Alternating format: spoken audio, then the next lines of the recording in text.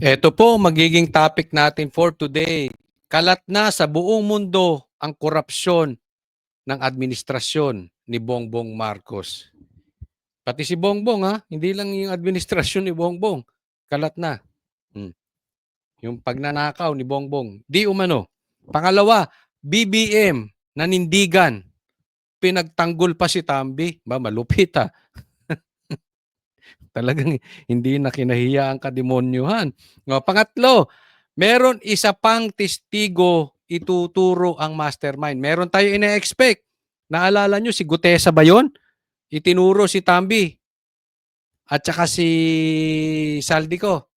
Meron pang isa at mukhang may ituturo pang mastermind. Kaya lang, pinapasiguro muna ang kanyang kaligtasan. So, antay-antayin natin yan. Pero ibabalita ko sa inyo, papakita ko sa inyo. Pang-apat, kaya ba nilagay si Bongbong na ombudsman? Ayun. Ay, kaya ba nilagay si Boying na ombudsman? Hindi ko mabasa yung sarili kong sulat. Ayan po mga pag-uusapan natin ngayong araw na to. Huwag pong kakalimutan pagpasok pa lang, i-like nyo agad itong video na ito. And sana doon sa mga hindi pa po natin subscriber, sana po mag-subscribe po kayo dito sa ating channel na Coach Oli News PH. Hindi na po natin pagtatagalin. Diretso tayo agad-agad sa ating topic dahil kay Coach Oli, bida ang balita. Ito, pag-usapan muna natin itong best friend ni Bongbong Marcos bago natin puntahan itong patungkol sa korupsyon ni Marcos na kilalang-kilala na sa buong mundo. At marami pa po tayong i-discuss. Pero ito muna. Gusto ko makita nyo to. Naku, matindi po ito. Nakakatawa ito. O ano sabi? Sometimes you have to bend the law. Yes. But you're not breaking the law. Yo. Ito abogado, pinaglaruan na yung salita. Ano? You bend the law, pero you don't break the law. So, kasi pag sinabi mong yung bend the law, hindi mo siya mabibiyak, hindi mo siya mababali. I-bend mo lang, konti lang. Sa salita, ang tawag namin dyan, sa mga kalalaki, hindi po ito kabastusan but this is reality. Oo. Ang ibig sabihin nito si Bongbong Marcos, walang todohan. Ulo-ulo lang. Ganon din yun. Inulo-ulo mo eh. 'Di ba? So, hindi niya babaliin ng batas, babaluktutin lang, pambihira. So, yan ang Secretary of Justice natin dati. Babaluktutin ang batas. Okay lang yun. Huwag mo lang baliin. Babaluktutin ang batas. Yaan din ang ombudsman natin ngayon. Naku, nakakatakot pagka ganyan ang nakaupo. Sige, tuloy. Yun naman na malinaw doon. You're not breaking the law. There's nothing wrong with bending the law kasi bending lang yan eh. Parang ruler yan. Pwede mong within the bounds. Within the bounds. Yan, di ba? Within the bounds. Within the bounds of law. Within the bounds. So, binaluktot mo lang yung batas. Teka, ito ang talong. Yung katulad sa kaso ng anak mo, na nahulihan, na nagpadala ng droga at ngayon ay biglaan na lang na di umano. Yan ay sinasabi ng taong bayan na bigla na lang nawala. So yun ay hindi breaking the law, bending the law. Ano pa yung bending the law? Yung pinasok ng compound ng KOJC ng 5,000 pulis at nagstay doon na 16 days at sinabi ni Bongbong Marcos na wala namang pumasok na may baril pero may baril at wala naman silang search warrant pero nag-search sila. So yun ay bending the law. Hindi yung breaking the law. Yung bang ibig mong sabihin? Yung pagkidnap kay PRRD, yun ba ay hindi natin pinadaan sa due process, hindi dumaan sa korte ng Pilipinas, yun ba ay bending the law o breaking the law? Ayun ang sinasabi ka natin Pag ikaw ba nagpapadala ng mga droga dito, breaking the law o bending the law? Diyan tayo hindi magkakaintindihan Yan yung sinasabi ni Cayetano. Pagka ang gagawa si Risa, amendments. Pag yung minority block ang gagawa, insertions. Pambir. Niloloko natin ang taong bayan nito. So baluktutin lang natin ang batas, wag nating babaliin. Baluktutin lang. If it will fit us, it's bending the law. If it fits the Dutertes, it's breaking the law. Ganon. Pag confidential funds ni BP Sara, that's breaking the law. Pag confidential funds ni Bongbong Marcos, bending the law. Wow! Malupit! Ang lupit mo, boying! Mhm. Also, the Huwag niyang rationale. baliin. You don't break the law. That's also the Magkaiba rationale yun. for equity. Oh. Yung equity, Equity di ba? nga, Equity oo, yun eh. oo. Yun yung Palakpakan naman. Sa mga kaabogaduhan, pinapanawagan ko kung may nanonood sa aking abogado, harinawa, kayo nang bahala dito sa sinasabing top-notcher pa di umano ng UP Law. Wow! Mga abogado, kayo na ha? Yan ang ombudsman natin. Okay? Bending, breaking. RISA, amendments, insertion. Nilyamas nyo na yung mga salita. Mga ano kayo. Next topic po. Grabe no, yung kanina clown. Eto, isa pang clown. Tingnan natin. Tingnan natin. Mga kababayan, nais kong ipakilala ulit ang ating paboritong kandidato para sa Senado. Yung paborito mo pala yan. Pinagtanggol mo pa. Alam mo na nga ang karakas niyan eh. Sabi pa nga ni BP Sara, dati pa, may kaso na yan. May kaso yan ng bribery. Paborito po pala yan. Kaya pala, ginawa mong House Speaker, Speaker of the House. Kaya pala, sa 3 taon na nagnanakaw, di umano ng kaba ng bayan, sa bandang huli mo lang. Sinita, bakit nagkaonsehan ba kayo? Nakoy, nahuhuli ka. Ito po ang ating minamahal na magiging senador, Martin Romualdez, na siyang nagpakita ng malasakit sa lahat ng naging biktima ng Yolanda at Naku, siya pa ang nagkaroon ng... Siya ba? Do you agree with this man? Siya raw ang nagmalasakit sa Yolanda. Sige nga, pakilagay nyo doon sa mga eto ba ang nagmalasakit talaga sa Yolanda o ito ang huling dumating? Tatanong lang, ha? Nagmalasakit? Bakit ninakaw di umano yung pondo para sa baha? Kung nagmamalasakit itong mama na ito, dahil nasa lanta ng bagyo, dapat nauunawaan niya ang kalagayan ng mga nababagyo. Ba't hinayaan niyang malunod sa baha ang mga kababayan natin? Yan ang sinasabi, di ba? Ito ang isa sa mastermind. O baka dalawa kayong mastermind. Nako! Nagsama yung magpinsan. O, di ba? Hinayaan yung malunod. Teka muna. Ngayon, diretso muna natin. pinagpatuloy niya sa kanyang pagpapasa ng mga batas para tulungan ang mga ating mga biktima. Teka muna. Bago tayo mapalayo, may napapansin ba kayo kay Tambi? Parang may something, no? Hindi, parang abnoy. Okay, there's nothing wrong kung mag-abnoy ka, okay? Sinasabi ko lang, may something di ba?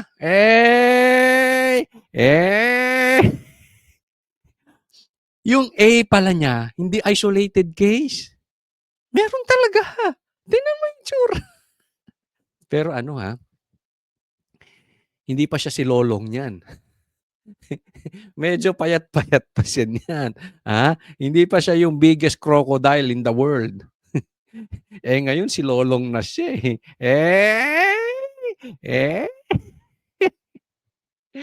Lacson, teka muna. Anong prueba mo na may sayad si Kiko Barsaga? Doktor ka ba? Kasi kung titingnan mo lang yung itsura, palagay ko mas may mukha pang may sayad to si. Tingnan mo yung itsura. Okay? Hindi ko sinasabing may sayad siya. Pero kung ang basihan lang ni Lacson at saka ni Puno na may something si Kiko Barsaga at may sayad at wala naman silang medical records, I think it is very safe to say na dapat tawagin nyo rin may sayad to. Mas may mukhang sayad to si Tambi.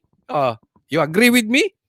Tama ba ako o tamang-tama? Ayan, pakilagay dyan sa comment section. Kaya po, para magkaroon ng magandang serbisyo para sa taong bayan mula sa Senado, iboto po si Martin Romualdez para sa Senado.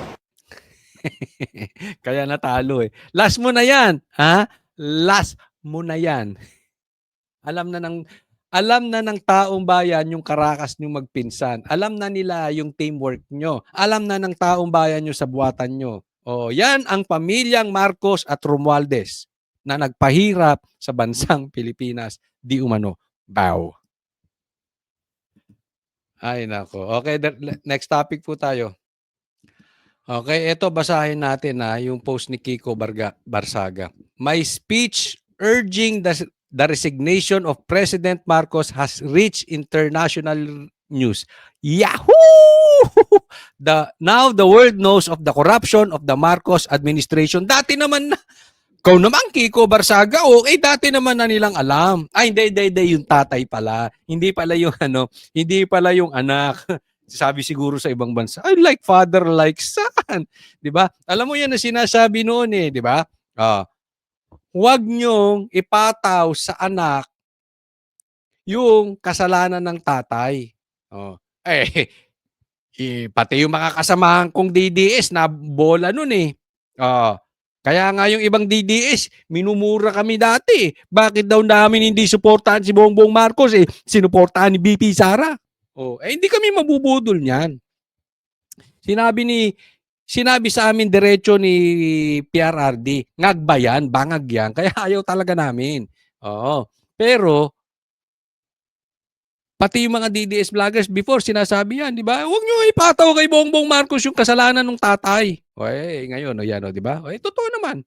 Hindi ko po sila sinisisi. Sinasabi ko lang, buti alam na nasa buong mundo. Kasi mabuti nga ito, pinick up pa ng international news. Ang problema sa ating Pilipinas, yung iba dyan, bayad pa.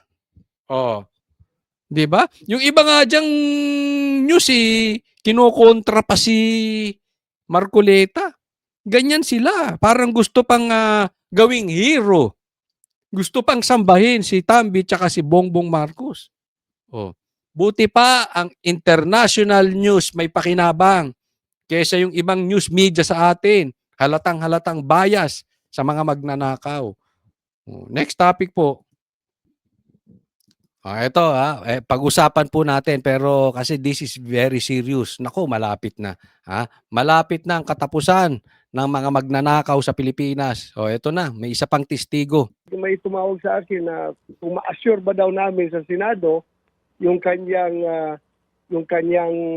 security, yung kanyang safety, at security kung siya ay uuwi dito sa ating bansa. So apparently, nasa labas ng bansa ito.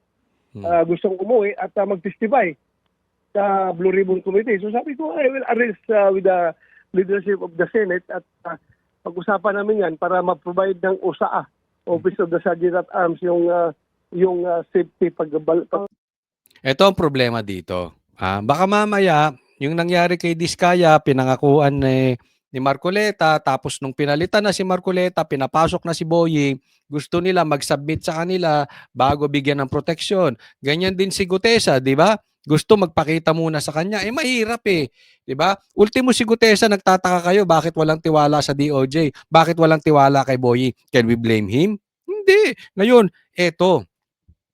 Yung isa sa pinangalanan ni Gutesa na may alam doon sa mastermind, gusto mag-testify. Kaya nga napakalaking bagay nito dahil makikita natin na talaga namang legit na testigo to si Gutesa. Kaya lang, kailangan niya rin protektahan yung sarili niya.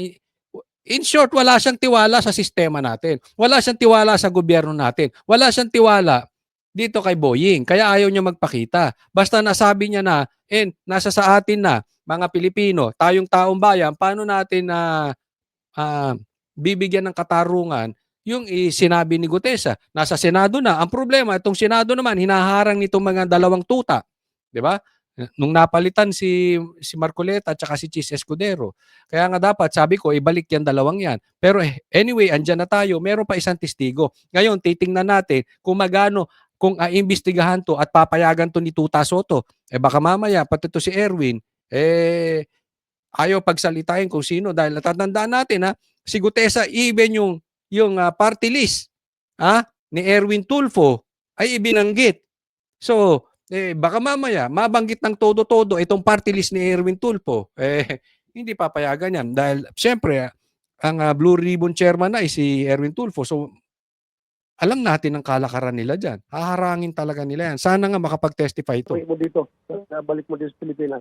Yung pong yung pong ano sa inyo, ano ito, nagparamdam o pumunta sa inyo na gusto mag-testify at sinasabi ho ninyo, bagman ito ni Zaldico, may kaugnayan ba ito kay Martin Romualdez?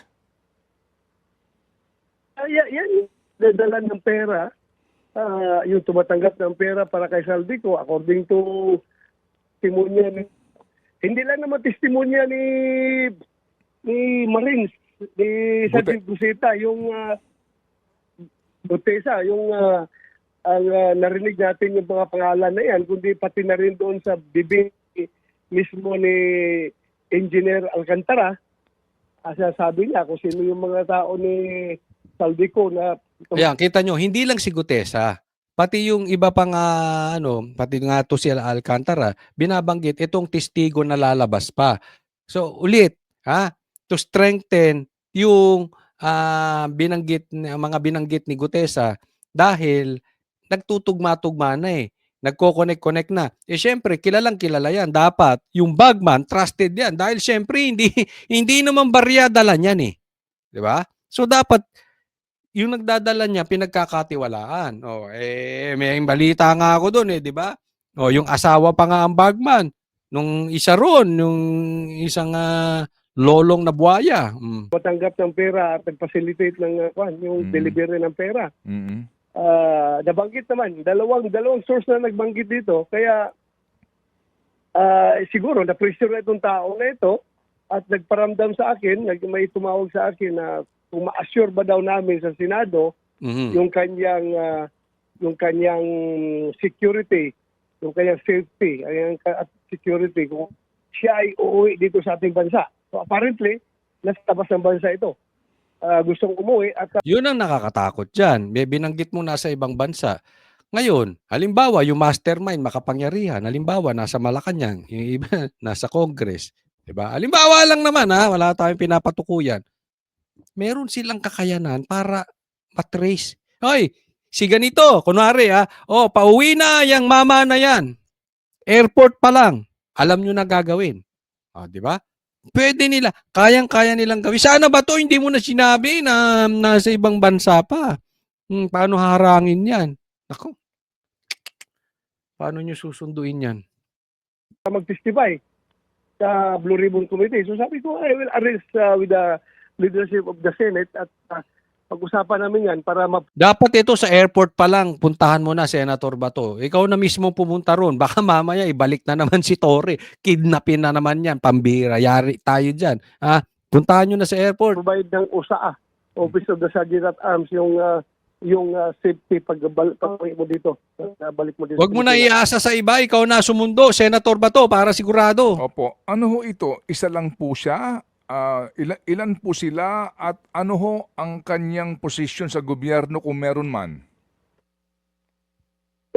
Lang ito siya, Ted, no? Ito yung pinangalanan ni, di ba may dalawang pinangalanan si Gusita, nagtauhan ni Zaldico na nag-deliver ng pera from Zaldico to Martin Romualdez, doon sa bahay ni Martin Romualdez.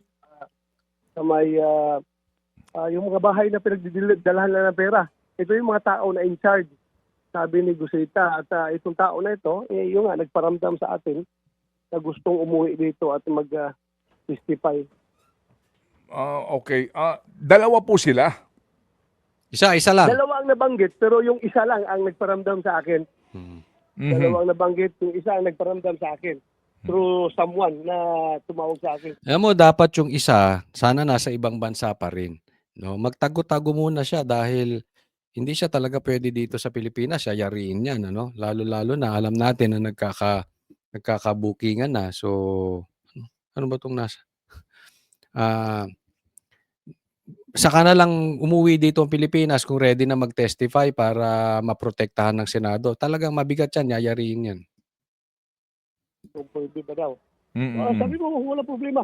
Mm-mm. We will provide security. Mm-mm. Meron ho bang meron ho ba silang yung nagparamdam sa iyo, meron na bang sinabi na mga kahit papaano'y hawak nilang ebidensya kung sakasakali man pong haharap sa inyo? Hindi pa kasi kami nakapag-usap noted, no, yung tao mismo, kundi yung middleman lang na nag-arrange.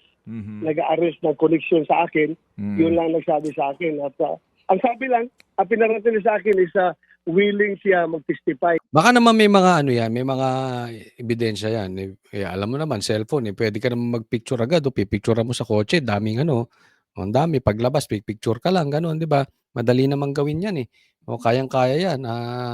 Tsaka madaling matrace yan dahil una sa nilapag yung pera, di ba? Anyway, alam mo, ako naniniwala, pag seryoso naman talaga ang gobyerno, may paraan yan.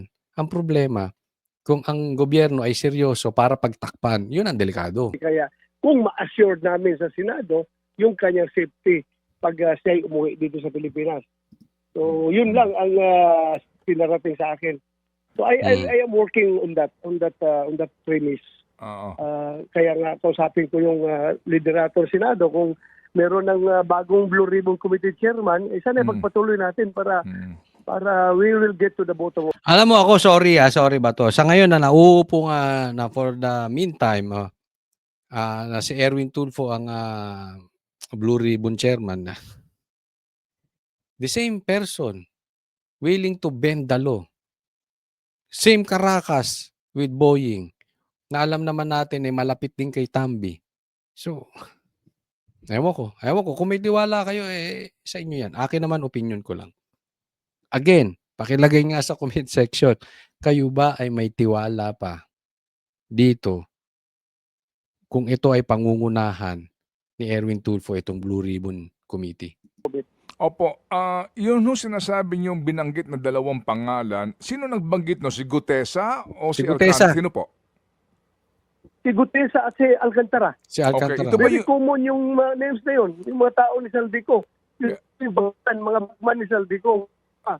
Dalawang tao yun binabanggit, di ba? Opo, may binanggit po kasi si Gutesa, Mark Bunagan, tsaka Alan Colesio. Yan, isa dyan sa dalawa na yan. Nako, binuko mo pa. Nako, yari. Nako, yari. Next tayo. Tingnan po natin to. Ito, gusto ko pong bigyan ng komentaryo. No? Ito kasi may pinost po ito ng Abante. No? So, legit naman to. Tingnan po natin. Ito yung sinabi ni Bongbong Marcos, PBBM. Sabi niya, First Lady Lisa, epektibo ang pagtulong sa administrasyon. Epektibo pa yan. Tinulungan ka pa niyan. Nagkaloko-loko yung administrasyon mo. Paano naging epektibo yan? Baka pinasama niyan. Meron nga napunta sa Amerika. Di umano di ba? Totoo ba yan? Kasama, asawa, nung nasa entourage ni Lisa, namatay sa droga. Tama ba or tamang-tama? Ako'y nagtatanong lang. Di ba? Paano naging epektibo? Paano nakatulong? Ano na itulong yan? Sa administrasyon mo, Bongbong Marcos po. Basahin natin.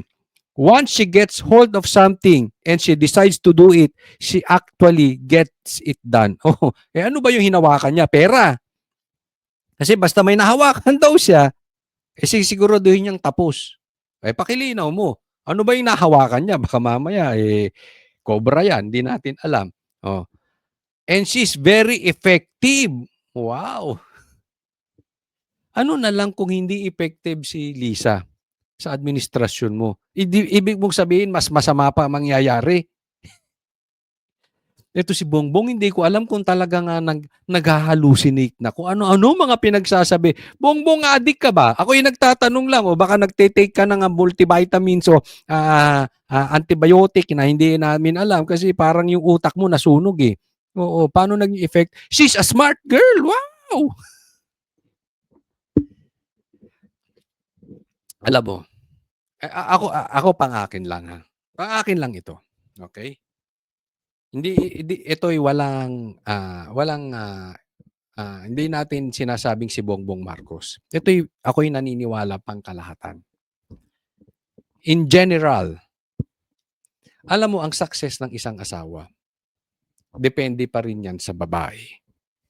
Kasi kung ang babae ay katuwang mo at nakakatulong, okay na asawa yun. Pero, sa isang banda, halimbawa, yung asawa mo nag-a-addict, kasalanan din ng asawa yun. Example lang ha. O baka mamaya, pareha silang addict. Kasi bibihira naman yung mag-asawang isa addict, isa hindi. Unless, 'di ba, may divine intervention. That is a different story, 'di ba? Pero usually parehas 'yan. So kung maganda yung nagagawa ng asawa, halimbawa ay walang panloloko sa tao. Halimbawa, ikaw ay presidente. Halimbawa ay ikaw ay isang driver. Halimbawa ay ikaw ay isang waiter. Yung gagawin mo yung trabaho mo ng maayos at tapos. Diba? Halimbawa, ikaw ay karpintero. Ikaw ay kontraktor. Yung tatapusin mo yung bahay ng maayos. Yan po ang maayos na lalaki. Malalaman mo, kasama niya ang babae doon. Ibig sabihin, natutulungan niya yung lalaki. Pero yung lalaki, halimbawa, kontraktor, ako talaga, sa totoo lang, galit na galit din ako sa kontraktor. Nakailang kontraktor na ako, garahe lang gagawin eh. Hindi tinatapos, bali pa ng bali. Di ba? Malamang aasawa nun, loko-loko rin. Bakit? Baka hingi ng pera, wag mo nang tapusin yan, total bayad ka na. Baka ganun, di ba? Ilang beses ako niloko. Garahe lang, bubong lang papatapos ko, inabot ng ilang buwan. Sabi ko, ngayon ko lang nalaman may mga kontraktor talagang ganyan. Hindi lang ako, pati si Master Judea, nagpakabit ng bubong, niloko rin, nakipag-away. Ganun din si Jay Guevara. Ay, loko-loko. Baka yung mga nalolokong kontraktor na yun, loko-loko rin yung asawa. Usually, parehas yan. Yun lang ang point natin eh. Di ba? Asahan mo, pag ang asawa, adik yan. Pati yung, kasi bakit mo hahayaan yung asawa mong adik? Kung matino kang babae, sabihan mo yung asawa mo. Tama or tama-tama. Napapaliwanag lang. Ano sabi niya rito? She's a smart girl. What can I say? Sabi niya, ano masasabi ko? I mean. What do you mean? Huwag mo nang gamitin yung word. I mean. And her legal training serves her well. Anong legal training? Pag-aabogado? Mali-mali nga yung ginagawa mo. Dapat kung matalino yan, hindi niya sinasabi na gawin mong ombudsman si Boying. Dapat hindi kanya hinayaang sabihin mo na walang pumasok na baril sa KOJC. Di ba? Dapat yan, kung matinong asawa yan, ako sa paniwala ko, dapat sasabihin ko, honey, pinalibing yan yung tatay mo eh. Magtulungan kayo ni Sarah. Ang tagal na ang baho ng pangalan nyo. Talo ka nga sa vice president. Pero ngayon naging presidente ka because of Sarah. Wag mong hayaang ganyanin nung pinsan. Ano ka ba namang klase, honey? Yan ang epektibo. Yan ang may alam sa legal. Honey, hindi naman maganda. Bakit ginawa mong speaker yung pinsan mo? Wala ka naman kayong delikadesa. Honey, nawawala na ang pera ng taong bayan. Ba't ka inabot ng 3 taon bago ka nagsalita? Di ba? Kung talagang epektibo si Lisa, dapat napayuhan ka ng maayos. Kasi yung pagkakamali mo, Bongbong Marcos, is not major. Hindi lang yun hindi yung bulilyaso. Major bulilyaso yun. Talagang grabe nangyari ngayon. This is the worst corruption in the Philippine history.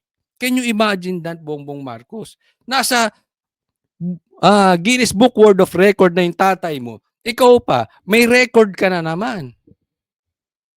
Di ba? Pag binigyan ka ng pagkakataon, dapat siya, honey, binagbigyan na kayo ng pagkakataon. Ha? Magsilbi ka na lang mabuti sa taong bayan nang sa ganun, ipasa mo yung... Kasi isipin mo, kung ito si Bongbong Marcos nagsilbi ng maayos, si Charis, sigurado magiging presidente sa susunod na mga panahon. At yung magiging apo mo, magiging presidente kung inayos lang neto, binigyan siya ng pagkakataon eh. Makakapag-iwan siya ng legacy. Anong iiwan niyang legacy ngayon? Nakawan, korupsyon. Sa tingin mo, mananalo pa si Charis maging president? Hindi na. Kalukuhan yun. O, in reality lang po, sinasabi ko ha. O, tingnan po natin itong next. Kaya ito, susunod, ako naniniwala ako, tama yung pamamaraan na naisuggest nito, tao na ito. Pakinggan po nyo. Ito po, mati po rito sila, namati dito yung mga bobong nakaposisyon dyan sa Senado na hindi na maabogado tapos nakaposisyon as Senate President, Blue Ribbon Chairman. Anyway, gusto kong bigyan ng komentaryo. Napakaganda dito no sinabi ni Cayetano. Kasi pinapanood ko yung yung September 21. I really believe every single person who went there sincere, gusto ng pagbabago, transformation, fed up na, galit.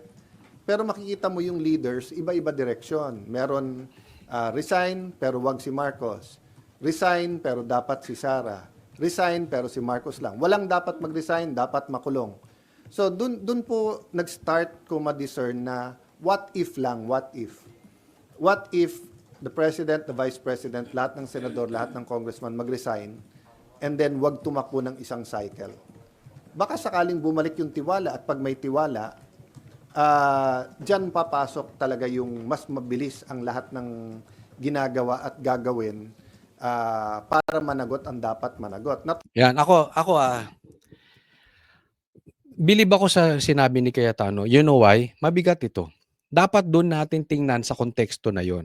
Kasi nga meron nagsasabi na dapat makulong si Bongbong. Yung iba dapat makulong si Sara. Diba? Meron gano'n na hindi, yung iba dapat wag mag-resign. Yung iba dapat managot, yung gano'n. Anong issue? In short, may problema na sa tiwala. 'Di ba? Na hindi natin maaayos ito. So, sinuggest niya mag-resign lahat tapos magkaroon ng snap election. Alam mo, yung tao dapat tiningnan ito doon sa parte ng pag-ayos. Hindi yung, ay hindi, bawal yun, wala namang snap election. Nagka-snap election di ba? Noong 1986 ba yun? 1987. Hindi, wala sa batas yung snap elections. Hindi, wala sa batas yung mag-resign. Dapat ang tingnan natin dito, ang laki ng problema ng Pilipinas. Bukod sa korupsyon, wala nang tiwala ang taong bayan. Makukuha lang yung tiwala ng... Hindi ko sinasabing pabor ako dito sa mag-resign lahat, okay? Hindi ko rin sinasabing hindi pabor. Pinapaliwanag ko lang yung side ni Cayetano na wala nang tiwala yung taong bayan eh. Bakit hindi tayo mag-resign lahat? Diba? Tapos magka-snap election, wag tayong tatakbo in one cycle. May punto siya eh. May punto si Cayetano. Dapat tiningnan to nung mga kasamahan niya, lalo ng senador, dapat nag-isip kayo. Alam nyo anong ibig sabihin nito? Malinis si Cayetano. Hindi siya kapit-tuko. Kasi willing siyang bitawan yung posisyon niya eh. And at the same time, pag binitawan mo yung posisyon mo, kung may bahid ka ng pagnanakaw, delikado ka. Diba? So, dapat tinignan natin, oo nga. At tingnan natin to mga kababayan, mga banateros, mga DDS. Tingnan natin to doon sa parang drug test. Sinusubok lang eh.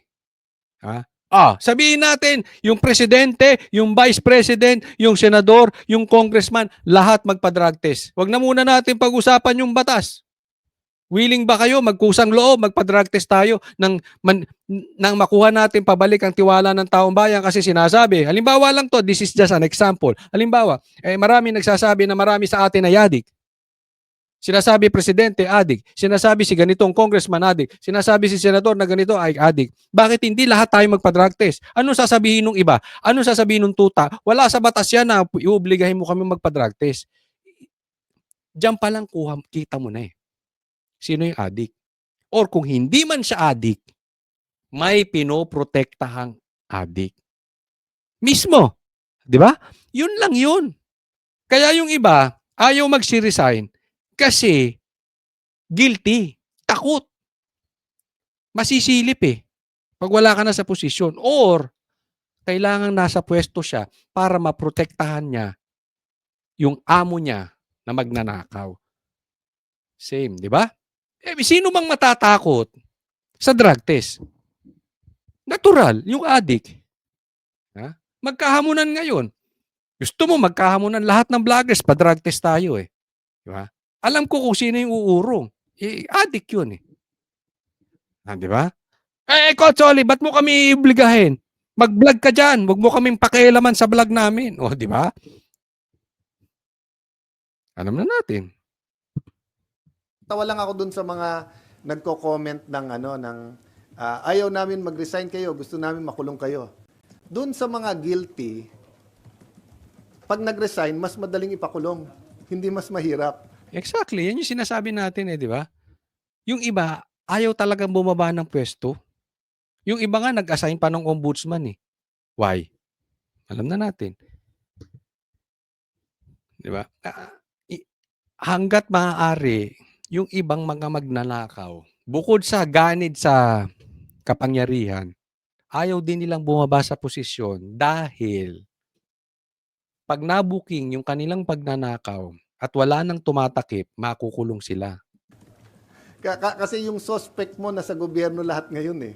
So Mismo. habang nandun sila sa pwesto, Mahirap. mas mahirap talagang panagutin.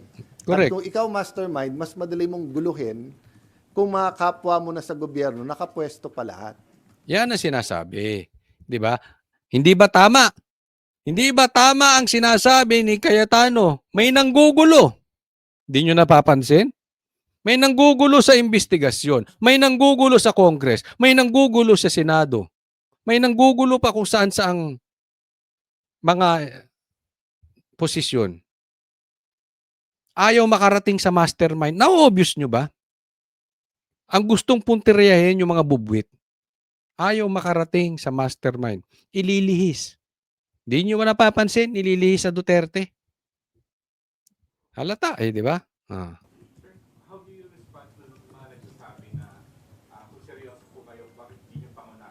Pangunahan ko. Payag ako mauna. No problem doon. No, mauna means lahat kami. Walang nagsasabing ikaw mag-isa. Kung mag-isa ako, hindi mangyayari yon. Ang ano natin, national renewal, di ba? Alam mo, ang bobot, hindi ko alam kung ako honestly, hindi ko alam kung kanino galing yung salitang. Mauna ka. Hindi ko alam kung sa vloggers nagsimula yan, o sa dilaw, o sa pula. Pero nadidinig ko, di ikaw mauna. Bakit idadamay mo pa kami? Meron bang ganon? Mauna ka pero hindi kami susunod. Tama si Cayetano eh. Di ba? Kaya nga tayo magre-resign lahat para maibalik yung tiwala ng taong bayan. May tiwala naman yung taong bayan kay Cayetano. At saka sa tingin nyo, pag nag-resign siya, mababalik yung tiwala ng taong bayan. Alam ng taong bayan, nakaupo pa rin yung mastermind. Parang tangal. Kanino ba galing yung katangahan na yan? Na mauna ka? Pwede siya mauna, basta susunod. Diba? Ako, gusto nyo, magkahamunan ng mga vloggers. Uulitin ko, pwede ako mauna. Basta sunod-sunod tayo. Na sa drug test, di ba?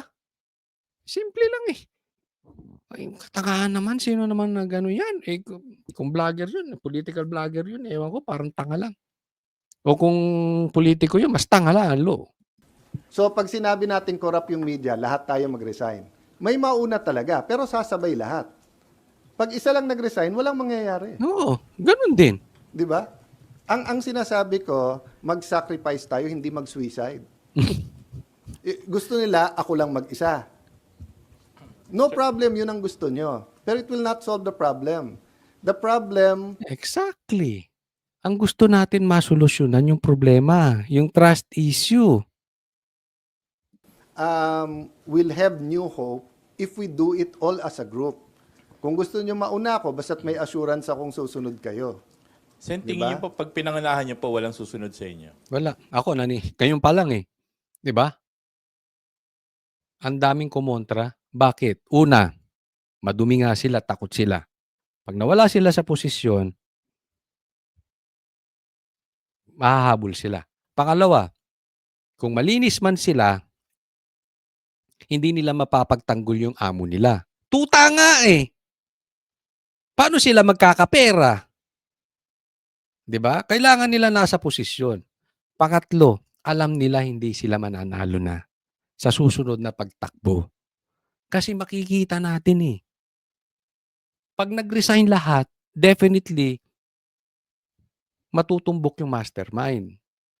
Pag natumbok yung mastermind, makikita natin sino yung mga tutang nagtanggol. Matatandaan ng taong bayan, hindi na mananalo ulit. Tingin ko sa ngayon lang, kahit sinong mauna, baka nga hindi eh. Suntok sa buwan naman tong proposal na to. But you never know. Minsan tinatamaan ng buwan. No. Kaya nga gaya ng example ko, di ba? Parang ano lang yan eh. Palabasin mo lang kung sino yung talagang madumi. Yung gaya ng example ko, magpa-drug test tayo lahat. Yung pumalag, yung ayaw, yun na yun. Yun na yung addict. Sigurado yan. Kasi kung hindi, anong alternatives? Kudeta, people power. Hindi maganda. Hopefully, hindi tayo umabot doon. Mhm. But people are talking about some kind of revolution. Oo. I want to talk about transformation and revival instead of people power and instead of revolution. Bakit?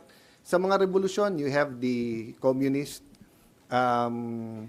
model, it didn't work. You have the Epal pa yung mga komunistang mga makakaliwa ng mga NPA. fascist model, it didn't work. You have the people power that did work partially and we're proud of. Pero since then, cyclical pa rin yung ating corruption at palala. So I don't think an ordinary people power now na umiba lang ang presidente will solve all of this. But how do you operationalize it, Sen? I don't Considering na wala pong No, I batas don't o- need to. Doon nga ako nagtataka sa mga legal luminaries. For example, si Justice Carpio at yung iba, wala daw sa konstitusyon yun. Pareho ba tayong konstitusyon na binabasa? Basahin nyo Article 10, Section 10 ng Article 7. Ang sabi doon, pag nag-design ang presidente at vice president, agad-agad magmi-meeting, I think within 3 days, ang Congress. And within 7 days, we have to pass a law na magkaroon ng eleksyon for not earlier than 45 days, not later than 60 days. Di ba? Nangyari na po yung snap election. Kung tama ako ng pagkakaalala, bata pa ako noon nasa mga 12 years old, no? Naalala ko yan, nagkaroon ng snap election eh. Anyway, abogado to eh. Kanino kayo maniniwala? Dun sa nagpipiling-piling na tuta? Na wala namang alam? Sa batas? Na mambabatas? O dito sa abogado talaga? So doon din nagsasabi ng hindi kaya ng COMELEC agad-agad, unconstitutional yon pag hindi nila kaya. Kasi nasa konstitusyon eh. Not earlier than 45, not later than 60 days. Yun, yari ang COMELEC. Kaya lang, yung COMELEC, pero ayaw mo yung COMELEC? Marami na naman kayong kliyente. Mali ka doon, COMELEC. Yun lang, kailangan pagpasa namin ng batas na yon, nakalagay na rin doon na dapat Senate at House kasama na. Ito, next topic, tingnan po. Ito po nakita ko sa post ng Facebook ng politiko at sinabi ni Edwin Lacerda. Gusto kong bigyan ng komentaryo. I wasn't surprised. For me, it was an insurance policy for the president because after he leaves Malacanang, he would expect, especially if the other candidate, if the other camp wins, you will expect a slew of cases. So it's an insurance policy to appoint someone friendly. Ang ibig niya sabihin dito, yung pagkaka-appoint dito kay Boying. No? Alam naman natin na nilagay siya dyan, si Boying, for protection. Kasi, yung pag-a-appoint kay Boying ay lalagpas pa yan sa termino ni Bongbong Marcos. So, if I'm not mistaken, 7 years yan. So, lalagpas may 3 taon pang sobra. In short, sa 3 taon na yon na hindi na presidente si Bongbong Marcos, may proteksyon siya. Pwede niya nang itakbo kung meron man siyang nanakaw. Kung lang naman hindi ko sinasabing magnanakaw si Bongbong. Hindi ako naniniwala magnanakaw yan si Bongbong Marcos. Ang bait-bait niyan. May asawa yang mabait. Ang may asawa yang effective. Pero kung meron man, for discussion purposes, maitatakbo niya na. Diba? Habang pinoproteksyonan siya, untouchable siya for 3 years, makakagawa na siya ng paraan. Who knows, baka after nun, bago matapos yung 3 years ng ombudsman na yun, na-overdose na siya. O baka after nung 3 years na yun, kinuha na siya. O, di ba? Hindi natin alam what will happen. But at least yung 3 years na yun, meron siyang lead time para matakbuhan kung ano man ang dapat niya matakbuhan. Makakagawa ng paraan. O, and then, yung susunod, kakausapin niya, bubulahin na naman. O, baka mamaya may mabola na naman ito. May mabola na namang mga vloggers. Susuportahan na naman. Nakalimot na naman ang Pilipino. Alam mo naman ganyan yung system natin mga Pilipinas Ay, sa Pilipino Diba? Ganyan ang sistema natin sa Pilipinas. Nakakalimot tayo. Mamaya may kaibigan na naman siyang politiko. O, bati-bati na naman. Pero this time, I don't think so na tapos na sa tingin ko ang karir nito si Bongbong. Kasi twice na hindi nila inayos. So, mabaho na talaga ang Marcos. Okay, wag po kakalimutan na i-like po nyo itong video na ito. And sa mga hindi ko pa po subscribe po kayo. Sana po ay mapanood nyo lahat yung aking mga vlogs na ginagawa. May 2 to 4 vlogs po tayo every day. So maraming salamat po. Thank you po sa panonood. God bless everyone. Coach Oli po.